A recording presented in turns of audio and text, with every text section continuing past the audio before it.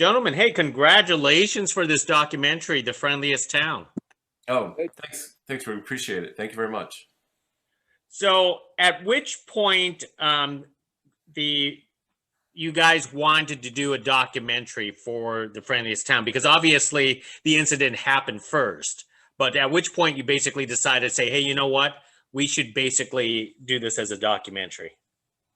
Kelvin, do you want me to answer that, or Yes. okay. Well, I'll tell you, because my focus was on make sure everything was reported and the message got out to everybody. But then Stephen, who very well more creative than me, thought about this, and Keith, you can go from there.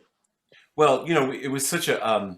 I think it was the story was such a contrast to. I'm just a little background. I'm a Baltimore reporter, or at least I was, and covering policing in Baltimore had been sort of a very depressing beat, and a very controversial kind of topic. And then when I went to Pocomoke and saw how successful Kelvin had been there and how much the town sort of loved his style of policing, it was sort of a whole new kind of way of looking at policing. So I said, okay, you know what? I really want to tell this story from beginning to end. Now, at the time, I didn't know the story was going to go on for 5 years, but there was, I think, in this sense, we just wanted to say, hey, here's an example of how police can work, and here's a good example of how the politics interfere with good policing, and that story we felt had to be told in more depth and complexity than just like one or two video pieces. So really, the story itself and what it said about policing is why we decided to take it to the level of a documentary. Kelvin, was it easy to be convinced to be the primary subject of this documentary by Stephen? No, because I lived it, and then what this documentary did was help me relive it again. So it was very easy for me to put myself in that position and talk about some of the things that actually occurred and what happened to me down there. So it was interesting, and it was like I say, reliving the whole thing again. It was interesting. People was happy to see that it was being reported the right way, and the message got out. So I was happy about the whole thing. Yeah, and that begs the question, because most people would not want to relive like these type of experiences. Why did you feel it was necessary? Well, I wanted the story told. It was very important because when I first went to Pocomoke City as the chief of police, I looked at how the African American community were living, opposed to the other community members in Pocomoke City, and it was a place down there called the Backburns, and it was like one of the worst areas that a human being can live in, and they were satisfied with that. And I was telling the guys, come on, you could do better than this. Coming from Baltimore City, we tore down high rises and built nice townhomes, and they were so far back, going back to like maybe the 50s and the 40s. Some of them weren't even aware of what I was talking about. So I had to kind of take my time and break it down to them what I meant, and then I guess they took to that and they started believing in some of the things I implemented, especially when it came to police work.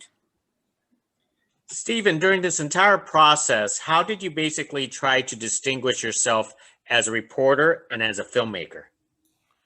Oh, well, that's a tough one. I mean, they're sort of inextricably linked, but I think that the way I handled it is making the reporter a character in the film itself. And if you watch the film, you'll see that I kind of put myself in the narrator role, which is what a reporter does anyway. So it was kind of a natural fit. You don't have to really extend yourself. If you can't tell a story in sequence as a reporter, you shouldn't really be a reporter. And the same applies to film, that there has to be a strong sequential narrative. And so, but I had to wrestle too with the fact that there is a sense of objectivity that you expect from a reporter. And, so I was very clear up front in the documentary that, I'd known Kelvin, we'd written a book together, and we had a friendship. So, but I thought that made it more interesting from my perspective, not less interesting, that, I'm trying to play this role of reporter, but also, I have personal relationship with the main subject of the documentary. I tried to be open about it, and I think it was effective. Well, and just to piggyback on that, Stephen is very modest when he talks about his stuff. He don't try to tell you everything.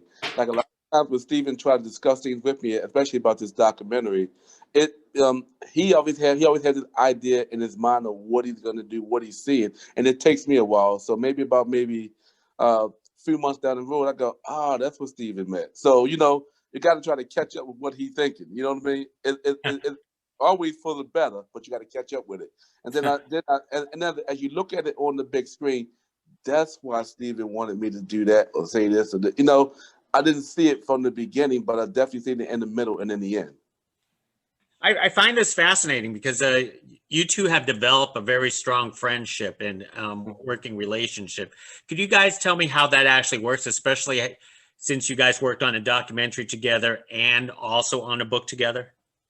Well, I think, as a reporter, you develop what's called sources, and it always is sort of an ambiguous relationship. But, one thing that was clear, because, Kelvin and I were writing about police corruption in Baltimore, 10, 15 years ago before all the stuff hit the fan. And I think because, at that time, no one took it as seriously as we took it, and no one really thought it was that important before the Justice Department intervened, before Freddie Gray.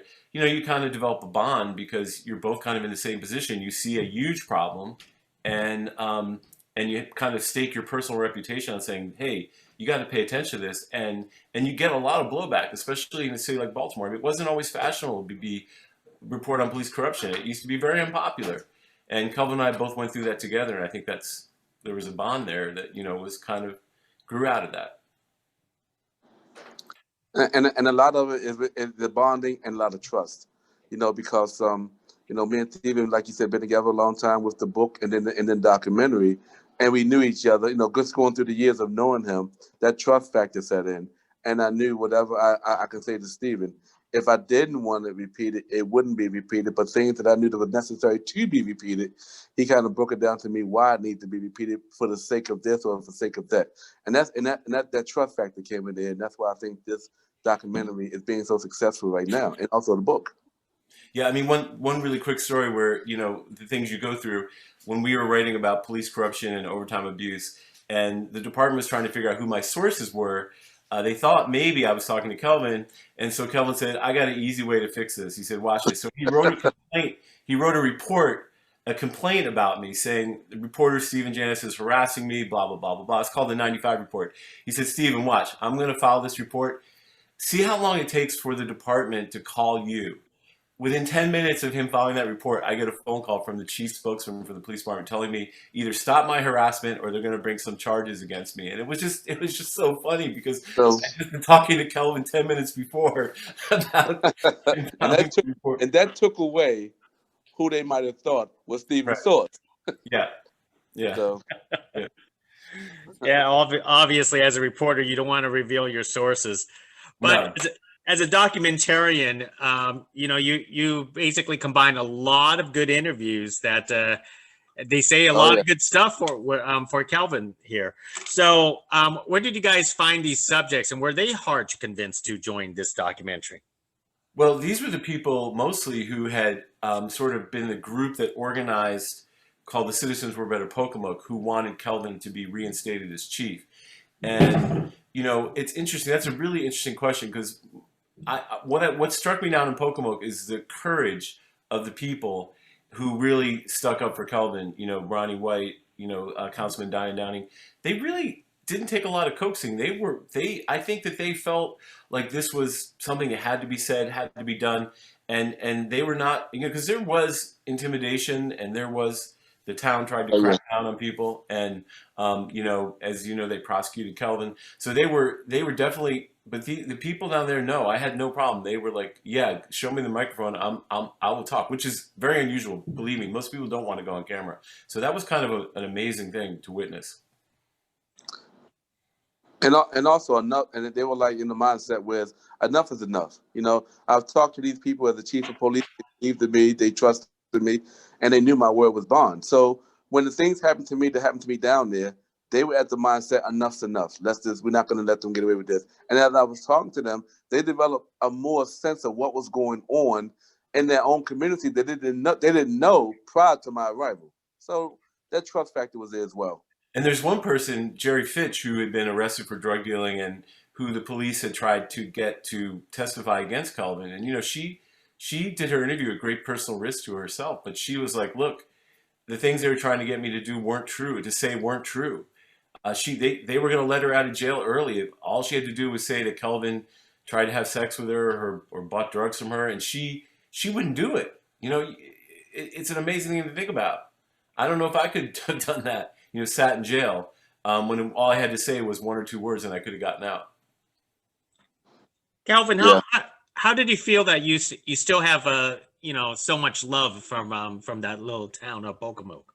Well, it means a lot. You know, it's overwhelming because I still get calls today from people down Pocomoke, even today saying, Chief, when are you coming back? When are you coming back? You know, Chief, we had a murder down here. Can you, and everybody at the murder scene saying it wouldn't happen if Chief Sewell was here.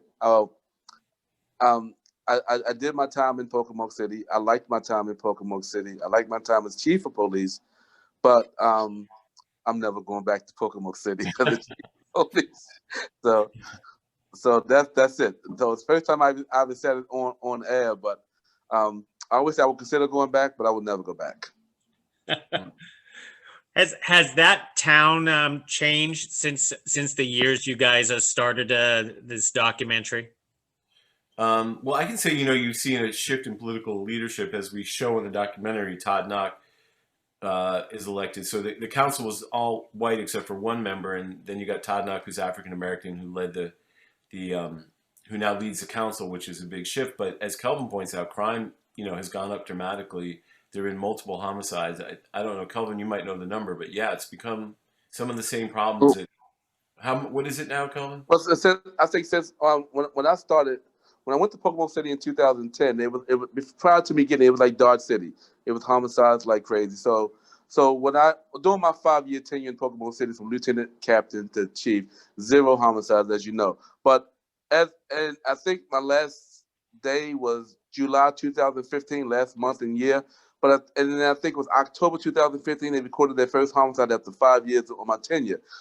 And after that, I think they experienced maybe about another 15 or 20 homicides since I've been left. And that's a lot for a town of 4,000 people per capita. So you're talking about a population of 4,000 people per capita, which is easily categorized as maybe in the top 10 in this country in homicides. Wow. And Kelvin, what do you specifically credit to during your tenure for the crime rates going down? Because the documentary kind of touches on a lot of things with the personal touches and so on. But I wanted to hear it from you what you think actually did it. Holding each and every officer down there accountable for their daily operations. And that's the key. You know, the community want to feel like that they can trust the police, and I want the police to trust the community. So how do we do that? We can't do that by riding around in police cars with the windows rolled up. There's no communication there. So when I first got there, I walked down the street. Nobody knew who I was. You know, I was a Pocomoke City police officer, but I walked the neighborhood before I went to the neighborhood before I went to the station house, and walked around so I could see where the problem areas were. And I saw them right away. I seen kids getting off the school bus. I seen drugs being sold, all kinds of activity, open containers and stuff like that. And then so I say, no, this can change. You know, all I need is the community involvement.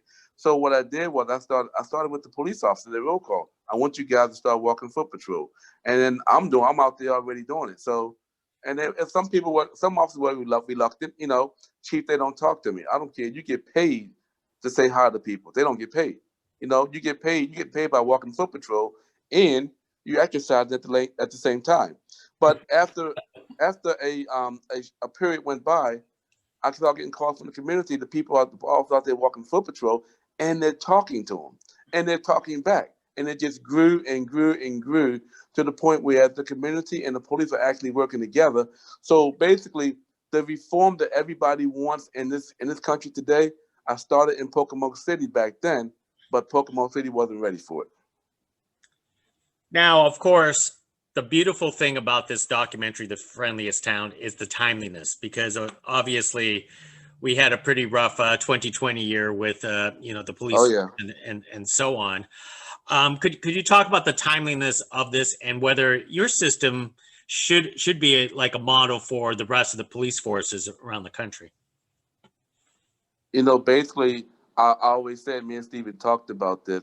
if they implement the program that I started in Pocomoke City of Smart. The plan can be implemented in any police agency. It can be implemented in Los Angeles, we got 40,000 police, or New York, where they got 40,000 police, to a small town of only 5 police officers. Because all you have to do is hold the officers accountable and get them out there to walk and talk with the community. Because the community wants to know that people care about them, the police care, and they're concerned about their well-being. And that's what I instilled in the police officers, and it worked. So it happened. It worked there. It can work in any police department. I've been contacted already by people wanting to know how did this plan work, and well, watch the documentary, buy the documentary. You'll see how it worked. Yeah, I mean, the thing is that for decades, police have been militarized, and the idea that, like in Baltimore City, we have all these plainclothes units that go in sort of like stormtroopers, and it doesn't work. It hasn't worked. It never worked. And so, when you see what Kelvin did, it's not like rocket science, but, it's effective. And some of the things he wants, that he implemented are so simple and yet transformative. It's amazing that people ignore it, and now of all times, Kelvin's plan would be perfect for some of the cities like Minneapolis and Baltimore that have dealt with these problems, And I've had people in Pocomoke, kids who had high school diplomas and walking around the town with nothing to do. So I would go up to them and say, "Hey, what are you doing? Ain't nothing to do, Chief. Come to my office with me." I made a bond with the University of Maryland Eastern Shore that if I can bring some students up there to help them get enrolled into college, and so and they agreed with that. So the next step was, do you know how to fill out a college application? No, come to my office. I was actually in my office filling out college application, show them how to get FAFSA forms to get into a college, they can get a degree. And before you know it, my door was open, the kids started walking in. Chief showed me how to get out and get into college. And they wanted something better for themselves. They didn't want to just sit around not doing nothing. And that's where that community policing with the police officers came into play. Let me help them as much as I can. do you guys have a theory on why we can't implement these changes? Is it just because it's just the bureaucracy that's just so ingrained, or just refusal to change? Well, go ahead, Kelvin. Go ahead, Steve. Go ahead. I think it's hard work. I think if you look at Kelvin, he was working, it's extremely hard. It takes a certain set of interpersonal skills that isn't necessarily emphasized in police training. And, I think a lot of police, especially in Baltimore, they like riding around and making drug busts and rental cars and dressing up in jeans and T-shirts and going around and busting people. And it's, it kind of plays into the narrative that the media has created that, there's some sort of battle or police or warriors. And I think Kelvin's approach is much more humane and humanistic, and it just doesn't apply to the current state of policing. But Kelvin, you can expand on that. Well, if you go back and you watch some of these old police shows where these beat officers were walking foot patrol on their beat, because they weren't police cars. They weren't, you didn't drive down the street to answer a call for service. You walk down the street and answer a call for service. By those officers walking and out there and mingling with the community, you'll get to know the community better. And I watched a crime show. There was an old crime show years ago, a police show years ago, where an officer was a lieutenant walking foot patrol in his neighborhood. And I remember when he was off one day and a crime was committed, a store was robbed. The officer got back to work today. He knew who to go to find out who robbed that store. And within minutes, he knew that little Johnny was the one who robbed that store because he knew the community. That's the key. Excellent. And Stephen, as a reporter, because one of the things that the media likes to do is to vilify the police. Why do you feel you wanted to report feel good stories rather than like what your colleagues do? Well, I mean, I've reported on a ton of police corruption, but I think it was just reporting the truth. That's what we're supposed to do first, is report the truth. And the truth is, Baltimore police have horrible examples of corruption. But the truth was in Pocomoke that what Kelvin did worked, and people liked it. I mean, I'll refer everyone to the beginning of the documentary. We have scenes of the entire town turning out at the city council chambers to find out why he was fired and to argue for his reinstatement. That was the truth on the ground. And so I just reported the truth. I didn't have any predisposition. And, certainly anyone who knows me in Baltimore knows I've reported on tons of police corruption. So it was just a matter of reporting the truth. That's excellent. And for you, Kelvin, I'm just actually curious, do you have any animosities for for all the the people that put you through this things for years? Well, I just want to say this. I'm glad that's a good question.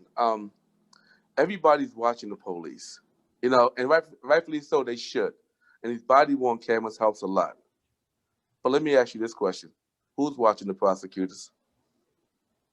I have no idea.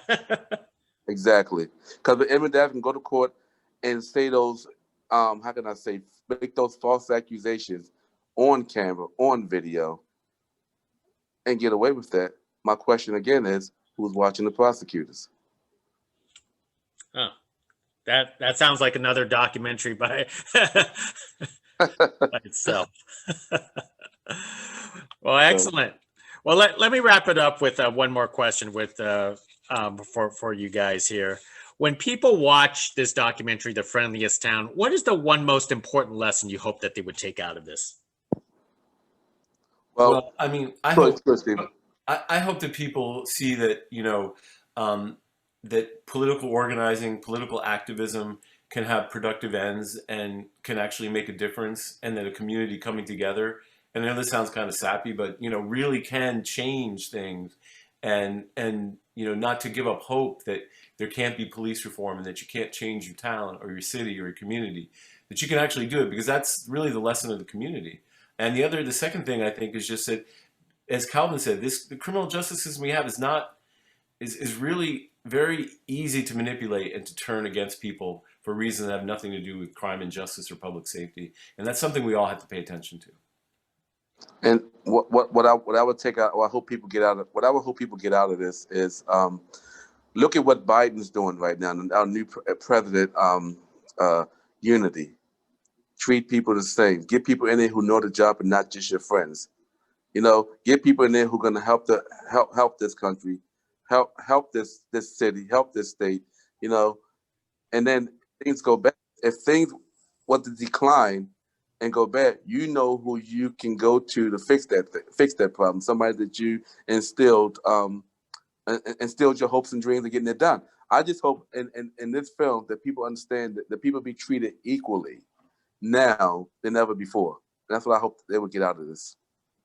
Excellent answer. Well, hey, gentlemen, thank you very much for speaking with us. I've already heard great good things about the Friendliest Town documentary, and the number of viewers are actually checking it out. So once again, to both of you, congratulations, and thank you for speaking with us. Thanks a lot, Bucky. Appreciate it. Thank you.